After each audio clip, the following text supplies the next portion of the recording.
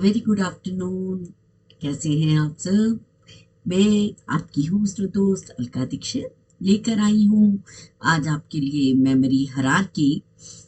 मतलब बहुत सारी मेमोरीज हम पढ़ते हैं और उन सब मेमोरीज में हमें उनकी हायरार्की को स्टडी करना है, डिज़ाइन को स्टडी करना है, कुछ हम उसके करैक्टरिस्टिक्स भी स्टडी करेंगे। ठीक है, तो इसी के साथ मैं आप सबका स्वागत करती हूँ अपने चैनल में, अलका दीक्षित। अगर आपने अभी तक मेरा चैनल लाइक शेयर और सब्सक्राइब नहीं किया है और अगर आपको लेक्चर्स पसंद आ रहे हैं तो प्लीज़ लाइक कीजिए, है ना। और अगर आप चाहते हैं कि इन फ्यूचर भी आपको इसके रिगार्डिंग नोटिफिकेशंस मिले तो सब्सक्राइब कीजिए और अच्छा लग रहा है तो प्लीज़ शेयर भी कीजिए। ठीक है, तो हम शुरू करते हैं आज का topic, that is consider for the memory hierarchy. उसके डिजाइन्स हैं, कैरेक्टरिस्टिक्स हैं, इश्यूज हैं। ओके, फर्स्ट आ जाता है मेमोरी। मेमोरी में देखिए dear students, in a computer system design memory hierarchy is an enhancement. ठीक है ना। जितनी मेमोरी है, अब मान लीजिए आप लोगों के पास अपने फोन में एक कार्ड है, एसडी कार्ड है, जिसके अंदर आप कुछ डेटा सेव करते हैं। अब आप चाहते हैं नहीं, मुझे ये डेटा भी डिलीट नहीं करना है और मुझे और डेटा उसमें इंक्रीज करना है, तो आप क्या करोगे, कहीं ना कहीं उस डेटा को शेयर करोगे। तो उसके लिए फिर आपको क्या चाहिए, कहीं स्टोर करके रखोगे ताकि इन फ्यूचर आपको जब भी उस मेमोरी की रिक्वायरमेंट पड़े आपको वो इजीली मिल जाए। ठीक है, तो आप उस मेमोरी में कहीं ना कहीं एक नई मेमोरी रखेंगे जहां पर उस डेटा को स्टोर रखेंगे। ठीक है, तो एनहांसमेंट कर रहे हैं आप मेमोरी में, to organise the memory such that it can minimise the access time. Okay, अब क्या होना चाहिए, मेमोरी में तो रख दिया लेकिन ऐसा नहीं कि रख के खुद ही भूल गए और फिर ढूंढते रहे कि अब हमें डेटा कहाँ से मिलेगा। तो वो नहीं होना चाहिए। तो मिनिमाइज क्या होना चाहिए, एक्सेस टाइम। हमें याद रहे कि हमने डेटा कहाँ रखा था और ये सारा काम करवाना है हमें कंप्यूटर से। ठीक है, the memory hierarchy was developed based on the program behaviour known as the locality of reference. ठीक है, जैसे हमें पता होता है कि मेरा फ्रेंड किस लोकेलिटी में रहता है, तो लोकेलिटी ऑफ रेफरेंस होना चाहिए। जैसे आप बुक में कोई टॉपिक स्टडी करना चाहते हो तो आप इंडेक्स को देखते हो, लाइब्रेरी में जाते हो तो लाइब्रेरी में बुक्स को किस तरह से स्टैक में सर्च करना है, उसका भी एक मेथड है। ठीक है, उसी तरह आपने जब मेमोरी में डेटा को एक्सेस करना है then will use locality of reference. Okay, so memory hierarchy design is divided into two main types. कौन कौन सी होती है जी? फर्स्ट होती है आपकी एक्सटर्नल मेमोरी और सेकेंडरी मेमोरी। एक्सटर्नल मेमोरी क्या है, जो एक्सटर्नली हम सिस्टम में यूज करते हैं, है ना। जैसे मैग्नेटिक डिस्क लगा दी, आपने सीडीज देखी होंगी, CDs, magnetic tapes, peripheral storage devices and which are accessible by the processor via input output modules. ठीक है, इनपुट आउटपुट मॉड्यूल्स के अंदर भी हमें जो डेटा है उसको किस तरह से एक्सेस करना है, किस तरह से हमें वो डेटा मिलेगा, उसको हम थ्रू मेमोरी यानी कि एक्सटर्नल मेमोरी और the secondary memory. Secondary memory जैसे हार्ड डिस्क हो गई हमारी, है ना, कहीं हमने पेन ड्राइव में डेटा कॉपी कर लिया, तो उन सबको हम क्या बोलते हैं, एक्सटर्नल मेमोरीज। फिर आती है डियर स्टूडेंट्स इंटरनल मेमोरी और प्राइमरी मेमोरी की बात। इंटरनल मेमोरी और प्राइमरी मेमोरी का मतलब है कि कंप्राइजिंग ऑफ मेन मेमोरी। ठीक है, मेन मेमोरी से यानी कि प्राइमरी सबसे पहले हमें एक्सेसिबल हो जाए, मेन मेमोरी हो जाए, कैशे हो जाए और सीपीयू के रजिस्टर्स हो जाएं। ठीक है, these are directly accessible by the processor. ठीक है, ताकि वो जो प्रोसेसर है वो उसको जल्दी से एक्सेस कर ले। ठीक है डियर स्टूडेंट्स। ओके, तो अभी हम हायरार्की को भी स्टडी करते हैं। ये है डियर स्टूडेंट्स हायरार्की, जिसमें ऊपर सबसे पहले जो सीपीयू पर ही इनबिल्ट होते हैं, सीपीयू के साथ होते हैं, वो है रजिस्टर्स। ठीक है, अब रजिस्टर्स किससे बने होते हैं, register is made up of flip flops. ठीक है, और फ्लिप फ्लॉप क्या करेगा, एक बिट का रजिस्टर का एक बिट को स्टोर करेगा, एक फ्लिप फ्लॉप सिर्फ एक बिट को स्टोर कर सकता है, but register is made up of flip flops. अगर 8 फ्लिप फ्लॉप लगाएंगे तो 8 बिट रजिस्टर बन जाएगा। अगर 16 बिट रजिस्टर बनाना है तो हमें उसके अंदर 16 फ्लिप फ्लॉप्स को यूज करना पड़ेगा। ठीक है, तो सीपीयू रजिस्टर्स हमने यूज करे सबसे पहले, फिर हमने यूज करा कैशे। ओके, तो कैशे क्या है? कैशे भी भाई, कैशे भी 3 लेवल्स हैं उसके, यानी कि कैशे को हम L1 कैशे, L2 कैशे और L3 यानी कि level 1, level 2 and level 3 caches होते हैं। ठीक है। और नेक्स्ट आ जाता है मेन मेमोरी, जिसको हम रैम बोलते हैं, यानी कि फिजिकल मेमोरी। ठीक है, जो हमें डेटा, जो हमें स्क्रीन पे फिजिकली दिख रहा है। ओके, तो फिजिकली जो हमें चीजें नजर आती हैं उसको बोलते हैं फिजिकल मेमोरी यानी कि रैम। ओके, अब ये जो फर्स्ट लेवल है जो आपको यहाँ तक दिख रहा है, इसको हम क्या बोलते हैं? Direct access to the CPU. ठीक है, सीपीयू को इन तीनों का डायरेक्ट एक्सेस है। ठीक है, सीपीयू को अगर कोई भी डेटा चाहिए तो वो सबसे पहले अपने रजिस्टर में ढूंढेगा, रजिस्टर में नहीं मिलेगा तो कैशेज में ढूंढेगा, कैशे में भी पहले L1 के पास जाएगा, फिर L2 के पास, फिर L3 के पास। ओके, फिर क्या करेगा? अगर यहाँ नहीं मिला तो फिर वो जाएगा मेन मेमोरी यानी कि रैम के पास। क्लियर है? फिर आ जाता है हमारे पास टेम्परेरी स्टोरेज एरिया। अब यहाँ पर जो डेटा है उसको बोल देते हैं, जैसे वर्चुअल मेमोरी है या रैम है, उसको हम बोलते हैं टेम्परेरी स्टोरेज। ठीक है, अब कैशे में नो डाउट डेटा हमारा स्टोर रहता है, जो भी हम सर्च करते हैं, जो भी हमारे एड्रेसेस होते हैं, कुछ एक डेटा जो हम बार बार हमें रिक्वायर्ड रहता है वो वहां पे स्टोर रहता है। लेकिन अगर हम कैशे को ही क्लियर कर दें तो हमारा डेटा वहां से डिलीट हो जाएगा। तो इसी तरह इसलिए इसको बोलते हैं हम temporary storage area. Okay, next आ जाता है indirect access to CPU. Okay, अब ये तो हो गया डायरेक्ट एक्सेस, इस सीपीयू ने डायरेक्ट एक्सेस करना है। इनडायरेक्ट मतलब मुझे चाहिए तो है डेटा, लेकिन मैं डायरेक्टली किसी पर्सन से, जैसे दो लोगों की आपस में कम्युनिकेशन बंद हो जाए ना, लेकिन फिर भी उसने उससे कुछ बात शेयर करनी है तो वो बोलता है अच्छा बोलना, जरा उसको फ्रेंड को बोलना, ताकि मतलब, या उस पर्सन का नाम लेके बोलेगा प्लीज उसको बोलना कि ऐसे नहीं ऐसे करो। ठीक है, तो वो क्या हो जाता है? इनडायरेक्ट, मतलब बात भी पहुंचा दी और अपना काम, मतलब अपने आप बीच में आए भी नहीं, तो ये इनडायरेक्ट हो गया। तो इनडायरेक्टली अगर सीपीयू को कुछ डेटा चाहिए तो पहले वो रैम के पास जाएगा और फिर वो किसी मेथड के थ्रू, ठीक है, इन सारी जो भी आपकी मेमोरीज हैं उसके थ्रू डेटा को एक्सेस करने की कोशिश करेगा।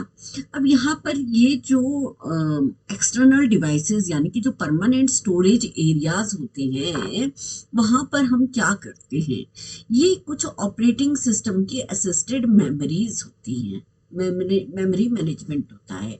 ठीक है, तो ऑपरेटिंग सिस्टम इन सब चीज़ों को हैंडल करता है। अगर मान लीजिए रोम है या बायस की सेटिंग है तो ये परमानेंट है। ठीक है ना, रोम में कुछ एक बार डाटा लिख दिया तो वो वहां से डिलीट नहीं होता, रीड ओनली मेमोरी है। ठीक है, उसकी प्रोग्रामिंग कर दी चिप की तो वहां से डेटा डिलीट नहीं होगा। बायस की सेटिंग्स है, बेसिक इनपुट आउटपुट सेटिंग्स है, वो परमानेंटली हो रखी हैं।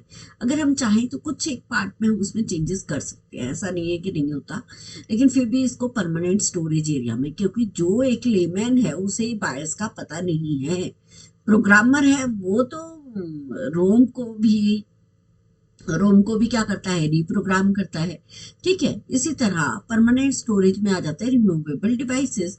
जैसे आपकी सपोज आपने सीडी ड्राइव लगाई, ब्लू रे डिस्क लगाई, तो वो रिमूवेबल है ना। हम पेन ड्राइव में कुछ डेटा लिखते हैं, वो डाटा स्टोर करते हैं तो वो पेन ड्राइव में डेटा रहता है। इसी तरह नेटवर्क और इंटरनेट स्टोरेज, नेटवर्क पे हमारा कुछ डेटा है, कुछ इंटरनेट स्टोरेज है, वहां से अगर मुझे कोई डेटा एक्सेस करना है, कोई गूगल से कोई इंफॉर्मेशन एक्सेस करनी है तो वो वहाँ उसके परमानेंट स्टोरेज सर्वर पे पड़ी है। इसी तरह आ जाती है हार्ड ड्राइव्स। हार्ड ड्राइव्स भी क्या होती है? परमानेंट स्टोरेज एरियाज होती है, यानी कि मैंने कोई डेटा था उसको मैंने अपने हार्ड ड्राइव पे कॉपी कर लिया। वो एक्सटर्नल भी हो सकते हैं, इंटरनल भी हो सकते हैं। अगर एक्सटर्नल है तो वो भी तो परमानेंट स्टोरेज एरिया है। ठीक है, अब इन सब के लिए जो इनपुट मिलती है वो इनपुट के सोर्सेज क्या है? लाइक कीबोर्ड, कीबोर्ड से अगर हम कोई डेटा एंटर कर रहे हैं इनपुट सोर्स हो गया, माउस हो गया, रिमूवेबल मीडिया हो गया, स्कैनर, कैमरा, माइक, वीडियो, ये सब क्या है, इनपुट सोर्सेज हैं। रिमोट सोर्स, रिमोट से अगर मुझे कोई डेटा एक्सेस करना, अदर सोर्सेज भी हम यानी कि एक्सटर्नल ऑक्सिलरी कोर्स जो है वो ले सकती हैं। तो ये सारे क्या हो गए, इनपुट सोर्सेज हो गए। आई होप आप लोगों को ये हायरार्की समझ आई होगी। ठीक है, तो इसमें हम धीरे धीरे आगे आते हैं। अब अगर मेमोरी अगर मेरे पास है तो कुछ एक फैक्टर्स तो होंगे ना, हम उस मेमोरी को क्यों यूज कर रहे हैं, क्या है। ठीक है, तो उसके लिए कुछ फैक्टर्स हैं। फर्स्ट आ जाता है कैपेसिटी। कैपेसिटी क्या कहता है, it is the global volume of information the memory can store. Okay, as we move from top to bottom in the hierarchy, the capacity increases. Okay, ठीक है, जैसे रजिस्टर से हम आ रहे हैं हार्ड डिस्क पे, तो रजिस्टर की जो स्पेस होगा वो क्या होगा, कम होगा एज कंपेयर टू जो हार्ड डिस्क है, उसका स्पेस वो जब भी डेटा स्टोर करेगा वो ज्यादा डेटा स्टोर करेगा। तो कैपेसिटी क्या हो गई, हार्ड डिस्क की ज्यादा हो गई ना, और हार्ड डिस्क कहाँ था, लोअर पार्ट पे था। ठीक है, इसी तरह आपके पास एक्सेस टाइम है। एक्सेस टाइम में क्या होता है, it is the time interval between the read write request and the availability of data.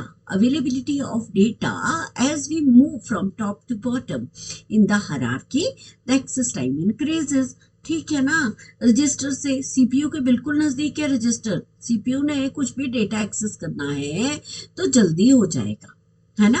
लेकिन अगर उसको हार्ड डिस्क से किसी एक्सटर्नल पेन ड्राइव से डेटा एक्सेस करना है तो वहां पर टाइम ज्यादा लगेगा। ये चीज आपने देखी भी होगी डियर स्टूडेंट्स डेली लाइफ में, जब आप पेन ड्राइव पे डेटा कॉपी करते हो तो उसमें टाइम ज्यादा लगता है। ठीक है, लेकिन सीपीयू उसी चीज को, अगर इंटरनल कोई मेमोरी है और सीपीयू किसी चीज को प्रोसेस कर रहा है तो वो जल्दी हो जाती है।